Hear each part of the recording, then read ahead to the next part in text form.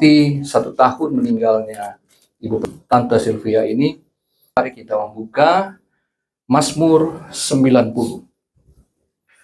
Nah, ini banyak orang berpikir kenapa ayatnya ini ya. Mazmur 90 ayat yang ke-12. Mazmur 90 ayat yang ke-12. Begini firman Tuhan. Ajarlah kami menghitung hari-hari kami sedemikian, hingga kami beroleh hati yang bijaksana. Ayat ini biasa kita dengar kalau ada acara ulang tahun, bukan? Karena biasa sambungannya dari ayat 10. Ya kan? Dari ayat 10. Apalagi kalau yang umur 70 ke atas. Semalam saya tanya, "Om, Tante waktu meninggal umur berapa ya?" 70 jalan 71. Oh, pas juga ya. Banyak orang berpikir bahwa ayat ini adalah ayat ulang tahun doang. Padahal kalau kita baca teks, maka kita harus tahu konteks. Ayat 12 itu tidak terlepas dari pembahasan ayat-ayat sebelumnya. Oke. Jika kita menarik ayat 10 sebagai ayat ulang tahun, maka sesungguhnya kita harus baca satu pasal secara utuh, maka kita akan menemukan kenapa ayat ini ditulis. Kenapa Musa berdoa demikian? Karena ini doa Musa, bukan? Sesungguhnya doa ini ada karena Musa capek melihat kematian Israel. Orang Israel keluar dari Mesir, laki-laki kurang lebih 600.000 orang. Belum terhitung perempuan dan anak-anak. Dan selama 40 tahun perjalanan di padang gurun menuju tanah perjanjian, Musa menyaksikan setiap hari 50 sampai 60 orang tewas. Ini adalah doa seorang hamba Tuhan, seorang gembala yang capek melihat kondisi jemaat kayak gini. Itu sebabnya dimunculkan bahwa umur 70 tahun adalah batasan, di mana lebih dari itu 80 adalah bonus, lebihnya penderitaan. Itu karena satu pengalaman yang disaksikan oleh Musa sebagai komparasi. Bahwa ketika kita ternyata meskipun berada dalam perjanjian, tapi ketika kita keluar dari jalan, dari kehendak Tuhan, maka akibat yang tidak enak yang disebut penderitaan, bahkan kematian menjadi penglihatan sehari-harinya Musa. Ini berarti meskipun memang umur manusia saat ini karena kualitas makanan, kualitas udara, ya kualitas gaya hidup kita juga mempengaruhi. Tapi sesungguhnya bukan patokan seseorang harus berumur 70 tahun ke atas, maka itu pasti sedang menuju penderitaan. Orang muda juga banyak menderita, Pak. Bu. Beberapa hari lalu, teman sekelas saya waktu SMP meninggal. Berapa bulan lalu, teman sekelas SD meninggal. Artinya seumuran saya yang belum 50. Saya tanggal 21 kemarin, baru 49. Bahkan beberapa teman saya meninggal beberapa tahun sebelumnya. Belum ada yang capai 70. Sudah banyak yang meninggal. Bahkan teman-teman saya juga, yang seangkatan di sekolah Alkitab, ada yang sudah stroke, ada yang sudah sakit yang tidak bisa berjalan, dan sebagainya. Jantung bermasalah, umur belum 70. Jadi, yang dimaksud di situ bukan patokan kita. Ingat, kita nggak berhak nentuin umur. Itu sebabnya dikatakan, ajarlah kami menghitung hari-hari kami sedemikian, hingga kami beroleh hati yang bijaksana. Ayat ini muncul, doa ini muncul, karena Israel gagal memahami kehendak Tuhan. Mereka gagal taat pada perintah Tuhan. Seharusnya, kalau mereka taat, nyampenya kan harusnya nggak lama. Tapi jadi lama karena mereka yang memutuskan. Allah membawa mereka untuk berputar. Di Keluaran pasal 13, ayat 17-18. Merekalah yang mau berputar-putar. Yang bikin pusing siapa? Mereka sendiri. Itu sebabnya kenapa Musa mengatakan ajarkan. Itu berarti Musa sedang memposisikan dirinya dan Israel sebagai orang-orang bodoh. Orang-orang dungu, kata Rocky Gerung. Orang-orang yang tidak bijak di dalam melihat apa yang Tuhan tetapkan. Ajar kami hingga kami beroleh hati yang bijaksana. Berarti pengajaran yang Musa minta bukan untuk hanya hari itu, tetapi yang kontinu. Pelajaran yang akan berlangsung seumur hidup. Pokoknya sampai jadi orang bijaksana. Sebelum jadi orang bijaksana, Tuhan jangan berhenti ajar kami. Karena banyak orang Kristen yang sok tahu akan hidupnya, seperti dia berpikir, saya orang yang rajin ke gereja, apalagi pakai atribut Kristen, pakai salib, mau segede gaban apapun, nggak akan ngaruh selama kita nggak berada di jalan Tuhan, selama kita tidak taat dan setia kepada Tuhan, maka penderitaan adalah bagian pastinya. Tetapi orang yang berjalan di dalam Tuhan, mau umur panjang, mau umur pendek, dia pasti bahagia.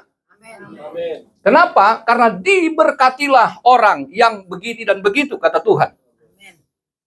Dan itu bukan sesuatu yang selalu enak buat kita. Tapi karena itu jalan Tuhan, kehendak Tuhan, maka kita yang taat pasti menikmati janji yang tergenapi. Amin. Mereka kan gagal. Tante Sylvia, apapun penyebabnya, meninggalnya beliau, ya beliau orang yang berbahagia. Amin.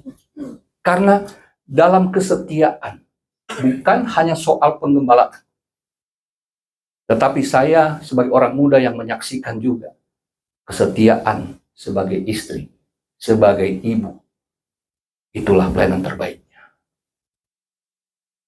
Karena Om Buce ini yang saya kenal sudah sangat senior, saya belum bertobat, saya masih nakal banget. Om Buce udah gembala. Saya masih nun jauh di sana, nggak jelas gitu. Beliau udah gembala. Bahkan mungkin Pak Franky juga masih di Manado sana, Om Buce sudah gembala. Sudah sangat senior, artinya berarti Tante Sylvie sudah berada di samping Om Buce. Dalam perjalanan di padang gurunnya, yang terpenting adalah janji mereka di hadapan Tuhan terpenuhi. Hanya maut yang memisahkan. Banyak orang berpikir kalau jadi pendeta itu, kalau punya mega church, nama yang terkenal, kaya. No. Dulu waktu saya muda, yang goblok ini, belum punya hati yang bijaksana, saya terinfluence dengan banyak pendeta-pendeta hebat. Bermimpi seperti mereka. Tapi kemudian dalam perjalanan hidup dan pelayanan, saya menyadari bukan itu. Bukan itu. Kenapa? Karena di ayat 1, Tuhan, Engkaulah tempat perteduhan. Amin. Tempat perteduhan itu adalah teks Ibrani, artinya rumah. Jadi ternyata perjalanan mereka dari Mesir ke tanah Kanaan bukan hanya untuk mendapatkan tanah dan rumah, tapi sesungguhnya Tuhan sedang melatih mereka dalam ketaatan kesetiaan seumur hidup. Karena Tuhanlah tujuan akhirnya. Segala pelayanan, pengabdian, bahkan penderitaan selama mendampingi Om Buce. Pada akhirnya Tante Sylvia menemukan rumah sejatinya. Bukan rumah Om Buce sampai sekarang. Gerejanya masih pindah-pindah juga, Pak. Om ya. Ya, sekali 3 uang gitu. Saya baru 12 kali pindah. Saya nggak tahu Om Buce berapa kali pindah. Dari Kodam, pokoknya setahu tuh saya masuk Bintaro, Om Buce di Kodam. Yang ini Katolik punya tuh. Lalu pindah lagi ke Jalan Belimbing ya. Lalu ke Pasar Minggu. Om Buce dari Bintaro ke Pasar Minggu. Saya dari Pasar Minggu ke Bintaro. Tukeran tempat kan. Tapi ternyata akhirnya kesadaran itu muncul.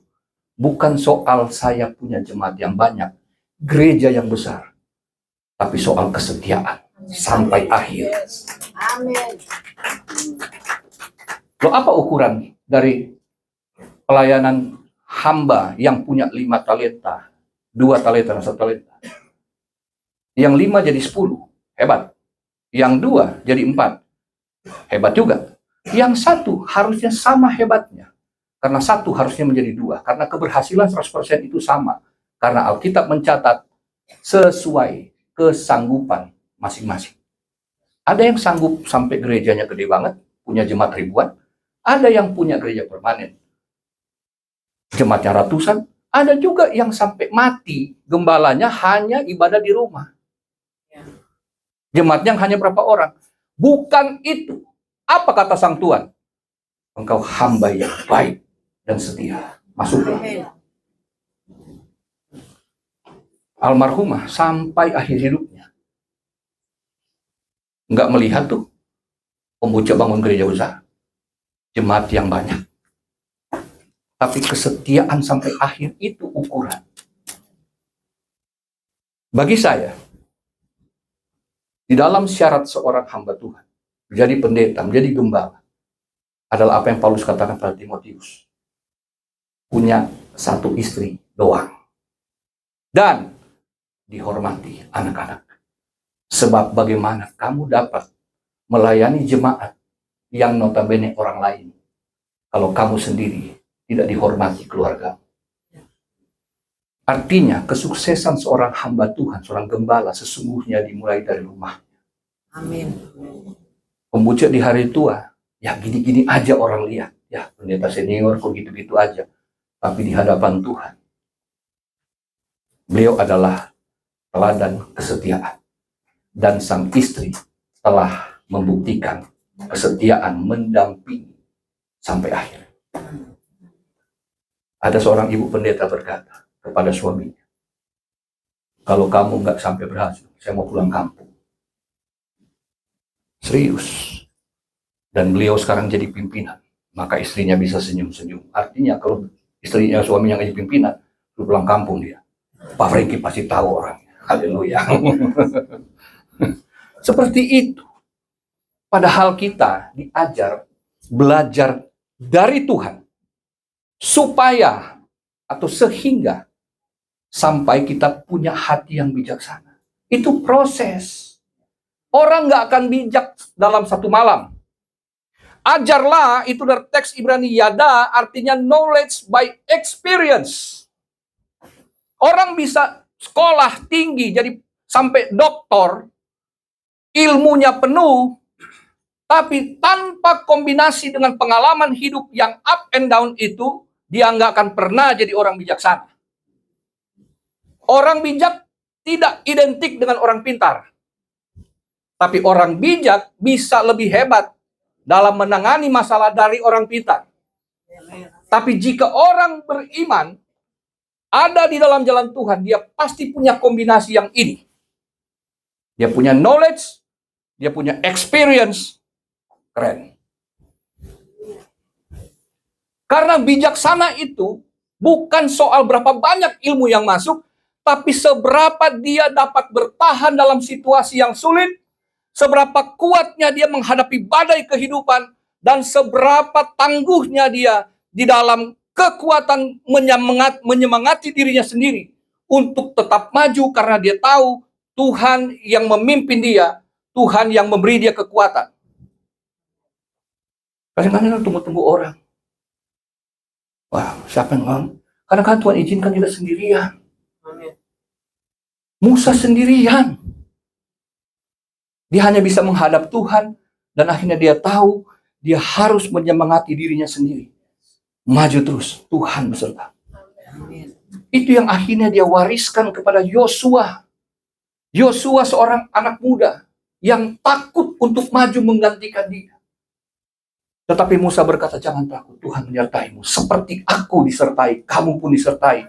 Itulah sesungguhnya warisan yang dapat diberikan orang tua seperti Om Buce, seperti almarhum Tante Silvi kepada anak cucunya.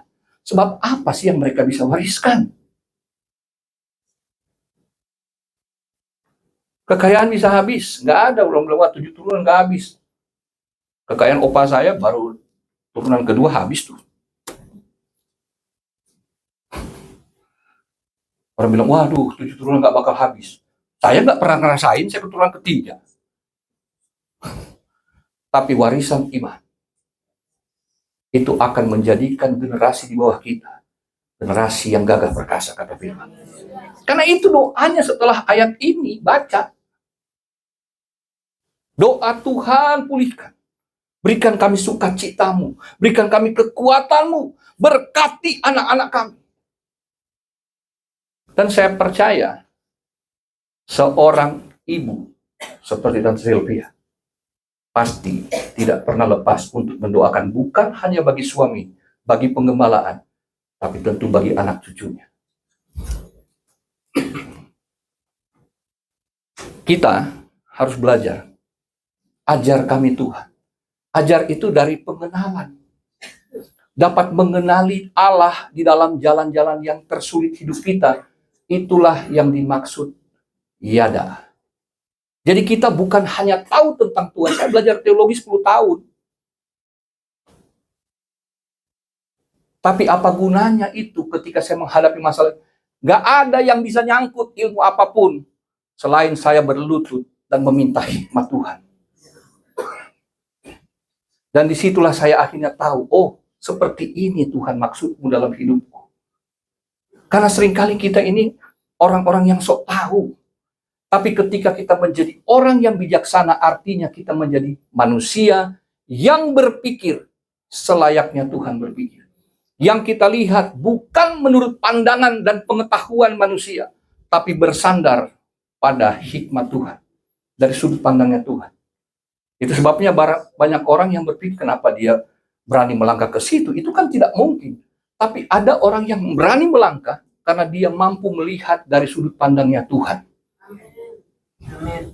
Orang bijaksana, ini kan hati yang bijaksana. Lebab hokmah. Itu hati bagi orang Israel adalah pusat bukan hanya intelektualnya, tapi pusat kontrol pengendalian dirinya. Dan itu dimulai dari apa?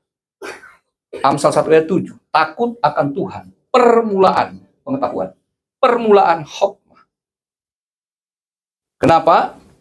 Karena kan masalah tadi, gara-gara nggak takut Tuhan, Israel hancur.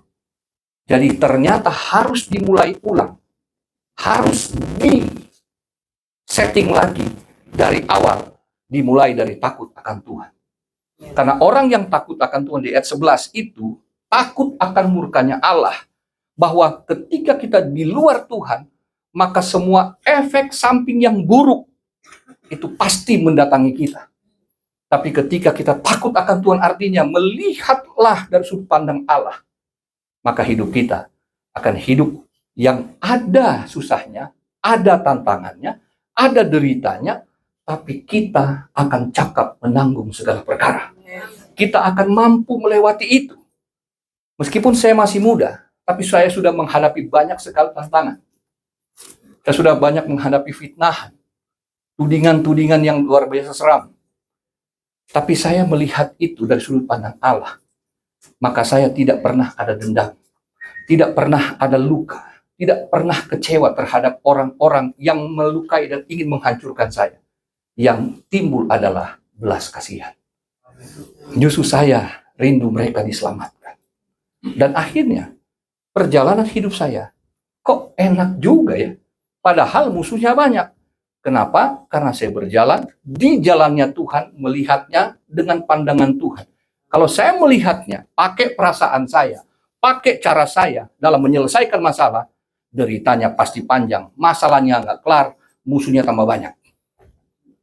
Tetapi setelah saya melihat dari sudut pandang Allah, dengan cara yang bijaksana saya menangani masalah, maka persoalan selesai, musuh berkurang, teman malah bertambah. Haleluya.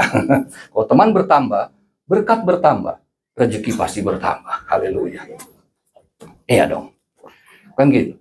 Nah, jadi mari kita belajar bersama-sama bahwa yuk kita yang masih hidup ini. Saya akan bicara bukan kepada orang mati. Saya bicara kepada orang hidup. Kita semua yang kurang bijaksana, karena masih sering melihat menyelesaikan masalah sendiri dengan kekuatan sendiri, kecakapan sendiri. Tapi mari kita melihat dari cara Allah menyelesaikannya dengan memulainya di dalam takut akan Tuhan. Maka kita akan selalu berbahagia dan akan menuju rumah Bapa di dalam damai sejahteranya. Amin. Haleluya.